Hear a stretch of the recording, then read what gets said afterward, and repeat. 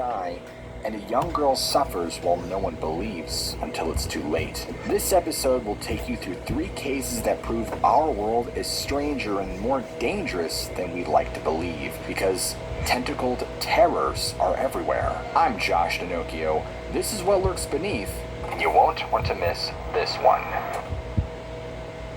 In 1840, a 20-year-old man named Sir Robert Warboys was sitting inside of a tavern in London's Holborn district, kind of just listening to this group near him tell stories. The stories they were telling about was what they claimed was the most haunted house in all of London. The house, they said, was located at 50 Berkeley Square in the very affluent Mayfair neighborhood. As Robert heard this about these nameless evil entities that haunted this place, he just rolled his eyes. I mean, he was very much a man of science and logic, and he had no time or patience for fairy tales. And in fact, he let everybody in the tavern know exactly what he thought. He was very vocal about it, so he became so insistent that this was all just nonsense and they should stop. And in fact, other pub patrons offered him a challenge, and they said, "Robert, if you're so certain that this is just nonsense, why don't you go there and spend the night yourself?" Well, Robert, being very young and very eager to prove his point and how brave he was, he immediately accepted. And arrangements were made for him to spend the night at the most haunted room, which is on the upper floor of 50 Berkeley Square. Now, a little while later, he arrived, and the landlord met him at the front door, and he looked really nervous. He handed Robert 2 items, a pistol and a bell cord. The cord ran all the way from this room he was going to be in down to the landlord's quarters. And the landlord told Robert that if he encountered anything strange, he should just ring the bell and the landlord would come running. Now, right away, Robert became suspicious that there was clearly a lot of theater going on in order to keep him scared. But he's like, you know what, I'll humor him, I'll play along. Of course, he didn't vocalize this, but he's thinking that. And the landlord then led him up to the room where he'd be spending the night. Now, there wasn't really a lot of furniture up there, just a small bed and a table. And so the landlord, placed a single candle on the table, lit it, and then quickly left, closing the door. So Robert just sat on the edge of the bed. He's all alone, and he's still convinced that this was just all superstitious nonsense, that this would be a very uneventful and boring event. And he then placed the pistol on the table next to the candle, and after a while, after nothing happening and boredom taking its toll, he went to bed about midnight. Fast forward to about 1:45, and the landlord downstairs was startled awake by the frantic ringing of a bell coming from Robert's room. I mean, the landlord barely had time to climb out of the bed before he heard a second noise, the sound of a gunshot. And so now the stakes are high. The landlord frantically races upstairs and he burst into the room with no idea what to expect. And right away, he sees that Robert isn't in bed. He's over in the corner of the room, but Robert isn't cowering. He's dead. In fact, the pistol is still in his hand and it's still smoking from having just been fired. But in the dim candlelight, the landlord finds a single bullet hole in the wall on the opposite side of the room. But what truly terrifies him is the expression on Robert's face. His lips are peeled back, his teeth are clenched, and his face is just stuck in this primal, final scream of terror. Even his eyes are bulging from their sockets as if he had just seen something so horrifying that he was literally scared to death. Whatever Robert saw or encountered in that room that night had been terrifying enough to make him ring the bell. This incident in 1840 was the first documented encounter with this entity that would come to be known as the Nameless Thing of Berkeley Square. But to understand the entire context of this story, we should take a step back and look at where it lives. The location, Berkeley Square, is in Mayfair, which is an upscale area of London. The square itself was built in the mid-1700s, and number 50 is this 4-story building with a basement. Today, it's listed as a structure of special architectural and historical interest. Over the years, it has had some notable neighbors. Winston Churchill stayed in building number 48, and number 50 itself was once home to George Canning, who served briefly as Prime Minister of the United Kingdom. But it's not the building's architectural features or its neighbors that have made this place so famous. It's the thing that allegedly lives there. Now, exactly where is up for debate, but regardless, you should probably just avoid the place entirely. Because you see, after the incident, the reputation of this place only grew, and the next incident involving the nameless thing took place years later, and it involved two sailors from Portsmouth named Robert Martin and Edward Blunden. According to some accounts, there were sailors from the HMS Penelope, and the two sailors had been out of the town, and as they so often do, they made it quite the evening. In fact, they supposedly spent so much of their wages on drinks and women that when it came time to sleep it all off, they had no money left for lodging. So they're wandering the streets of London, and eventually they come across an old building that's long since been abandoned. And it looks like nobody's there, and they barely are able to make out the sign on the door that says 50 Berkeley Square. They decide to break through a basement window, and in a matter of moments, they have their accommodations for the night all sorted out. Now, of course, being a basement, it isn't exactly a 4-star hotel. It's damp, it's cold, there's rats. So they decide to move upstairs. Maybe there they can find a more comfortable place to sleep. Eventually, they settle on a room on one of the upper floors. And let me tell you, they make themselves right at home. Robert shuts the door tight and props his rifle in the window to let a breeze in, to make the air less stale. And to fight the cold pouring in from outside, he builds a fire in the hearth using broken furniture and rotting floorboards that they find in the room. And as they settle in, Edward mentions to Robert that he feels like they're not alone, like there's a presence with them. But Robert is just too drunk or too tired, he just doesn't care. He dismisses the concerns altogether, and shortly thereafter they both pass out. And then midnight rolls around, and Edward wakes up. By now the fire has died down, but he can see that the door to the room is now wide open, and there's this sliver of dim gray light across the floor. And then both men hear this strange sound. It's the sound of something heavy, something that can't walk on 2 feet. It sounds like something dragging itself across the floor in their direction. And as they freeze and watch in horror, something begins to take shape in the doorway. Now, because of the dim light, it's hard to make out, but it seems to almost undulate as it moves, like it's squishy. And it has lots of limbs, more than either Robert or Edward can count, and bit by bit it slides between the sailors and the open door, cutting off their only escape route. Before either of them can react, this thing lunges forward at Edward, quick as lightning. Robert can't do anything, and watches as this thing wraps around his friend's throat. Edward's screams quickly fall silent as this thing tightens its grip, and now that it's closer, Robert can see that this isn't choking Edward with a hand, but it's a slimy, long tendril covered in suckers. It's a tentacle. Now, Robert is so panicked by this sight that he doesn't even try to help his friend. He runs out of the room, stumbling down the stairs out into the street, and he runs all the way to the end of the block until he can find a police officer. And in a state of sheer terror, he manages to explain what has just happened. Of course, the cop can smell the booze on him, and he's very skeptical. And he just goes on about this story of his friend being attacked in this abandoned house. And of course, it sounds like the ravings of a man who just has had far too much to drink.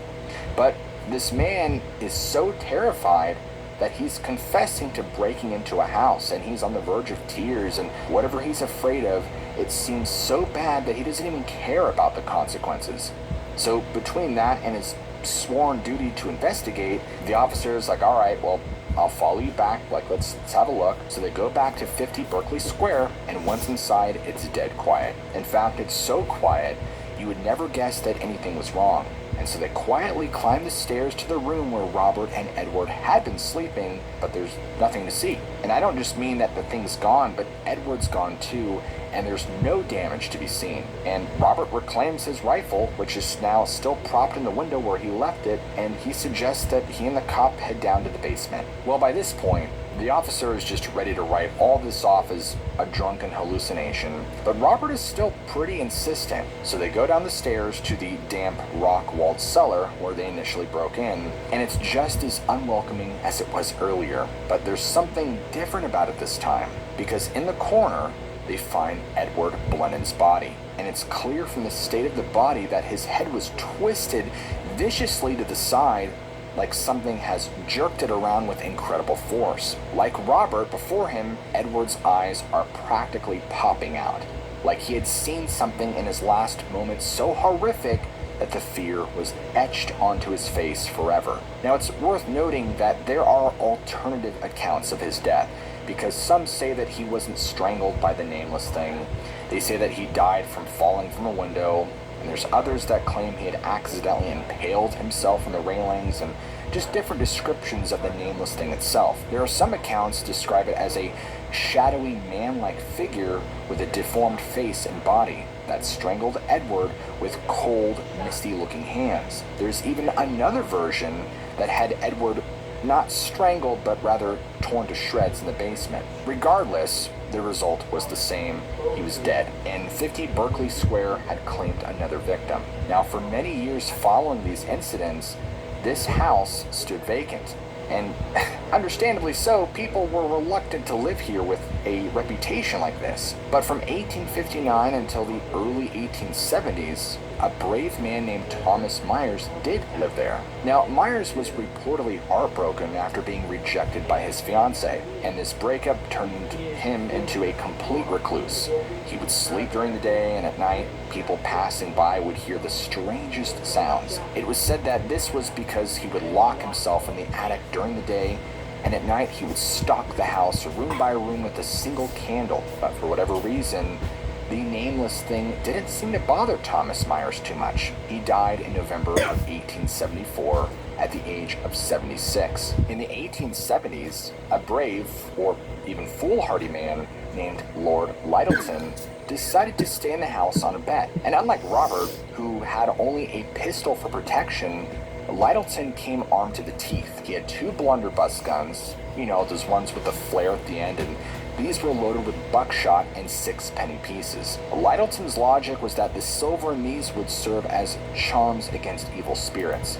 Now, as crazy as he sounded, his plan may have worked, because during his stay, he claimed to have encountered an apparition and lived to tell the tale. He said that he fired at it, and that in his words, it fell like a shot duck, before simply evaporating. He didn't offer much of a description of whatever he shot. He said that it was like a brown mist with tendrils, and said that it was the most terrible, most malign ghost he'd ever encountered. Well, years dragged on, and despite the house's growing reputation, the local council was very determined to collect taxes on the property. It's time for the nameless thing to pay up, and at one point they had issued a summons for failure to pay taxes. However, the owners were allegedly not even prosecuted. That's how bad the reputation was. It seems even some tax collectors were wary of this place, and so in 1879, a magazine published an article about incidents at that house. And we got a few more tidbits about the nameless thing's other victims. The article claimed that one time, a maid who stayed in the attic room was found mad.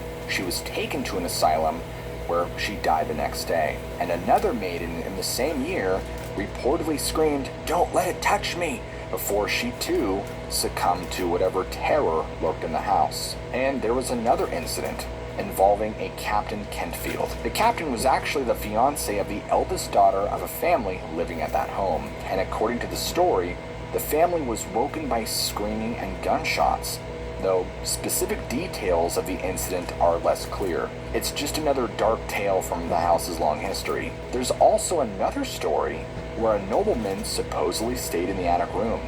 Like the maid, he was found paralyzed with fear and was so scared that he was completely unable to explain what happened. So this place seems to be a mixture of true stories and tall tales, so was there ever anything to it? Well, in the 1920s, famed psychic investigator Harry Price became interested in this location. Harry at the time was already known for his investigations, and he could not let this house pass. Now, he did do his homework before visiting, conducting extensive research that reviewed tons of newspaper articles and other historical accounts. Among the things he discovered was a story that in 1790, the house was allegedly the base of operations for a ring of currency counterfeiters. Now, this led Price to speculate that perhaps the counterfeiters created the story of the nameless thing to cover their activities and keep people away.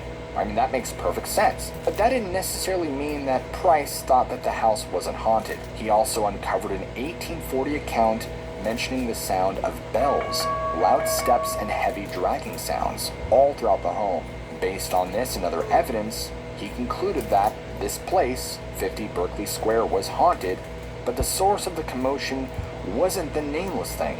It was a poltergeist that had been active since the 1840s. Eventually, the ground floor of the 50 Berkeley Square became an antique bookshop called Maggs Brothers, and it has been renumbered from 50 to 25, but its reputation persisted. Interestingly, no sightings of the nameless thing have been reported in the 20th century.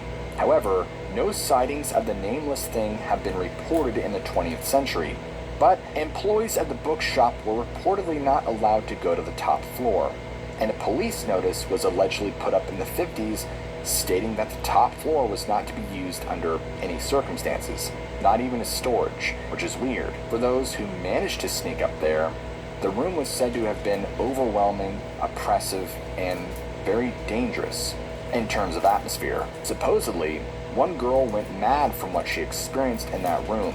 And another strange detail about the house is that a mysterious and seemingly nameless person allegedly visited the place every 6 months back in the day, and this stranger would lock up the elderly caretakers in the basement and occupy the room in the attic for hours. But of course, nobody ever learned who this was or what they were doing at the house, and for long stretches of time, it would remain completely vacant, which was unusual for a property in such a desirable area of London. None of this tells us exactly what the nameless thing of 50 Berkeley Square is. Some assume that it's the ghost of a young woman who lived in the room in an attic, who threw herself from a window to escape an abusive uncle. This, folks say, is the spirit that sometimes takes the form of a brown mist or a white figure. Others say that it's not a ghost at all. They say that it was actually a creature. While the descriptions vary, most agree that it made a gruesome, sloppy noise. Others call it a collection of shadows, and other accounts make specific mention of clawed feet and razor-sharp bird-like talons, or as seen in the story of the two sailors, a mass of writhing tentacles. Now, there's another unusual theory about the nameless thing, and that it wasn't a spirit at all. It was, weirdly enough, an undiscovered species of freshwater octopus that just so happened to set up shop in some prime London real estate. This would mean that somehow this animal would have to have migrated from the river to London's sewer system before entering the house through plumbing. But according to the theory, it normally fed on rats, but enjoyed munching down on the occasional visitor. Now, whether it's a ghost or a poltergeist or a mutant octopus, or simply the product of overactive imaginations fueled by booze, exhaustion, and superstition, well, the legend still persists. The identity of this strange, nameless being remains a mystery. On a quiet evening in early 2004, a girl named Anika was sitting at her desk in her bedroom inside of her family's home in Torun, Poland. She was supposed to be doing her homework, but she just couldn't focus. She kept getting this overwhelming feeling that she was being watched, and so she would stop what she was doing, and she'd look over her shoulder a couple of times, and at some point, she even got up and peered underneath her bed to see if maybe somebody was hiding, but the room was empty, and there was nothing there. You know, felt like she was a pretty practical person, so she brushed it off, and she just assumed that this was her imagination, and that her gut instinct was wrong. Well, a few hours go by, and Anika and her parents were now sitting around the dinner table when Anika began fidgeting in her seat. You know, she kept adjusting the collar of her shirt and, looking behind her, and after a while, her mother finally asked her, "What's going on? Are you okay?" She just said she didn't know, but that she'd felt off all day now, and she wasn't really sure. She chalked it up to her just being really tired and cold, and especially on the back of her neck. Now, Anika's mother actually reached across the table and touched her daughter's hand and head, and when she did, she could feel that her skin was ice cold. And even though the house was a normal temperature, her daughter there was clearly something wrong. And as her mother looked closer at her, she noticed that Anika looked really pale, but at the same time, she was sweating. And as her mother looked at her daughter even closer, she began to grow shocked, and she saw something right near her daughter's neck, right around her collar. She could see something moving. And to the mother, it looked like these white tentacles. Anika's mother recoiled from the table and screamed, demanding to know what she was looking at. But her father, who was very startled, asked what was wrong, and the mother just pointed at their daughter's neck. But by the time her father looked, it was gone. The tentacles had vanished. And now both parents were confused. And he was kind of in typical dad mode where he's like, whatever, I'm just here. But Anika's mom was adamant that what she had seen was what I just described to you, that there was something there. And with all the symptoms her daughter had, something was going on. But despite this little bout of chaos, they did their best to get back to their dinner, but as you can tell, the mood had been completely ruined, and no one said another word. They tried to have a semi-normal night, and that night, Anika fell asleep. In her bed, without warning, she woke up suddenly, and there was this intense pressure on her neck, like something was squeezing the life out of her, and whatever it was, it felt freezing like ice. Now, she sat bolt upright and immediately reached behind her head, but when she felt around her neck, there was nothing there. But even still, she noticed that familiar sensation, like someone or something was still in the room with her. And she even got up and turned on the light to check, but she didn't see anything. So she's like, you know what, I don't know what this is. I'm getting really weirded out. I'm just gonna go back to bed.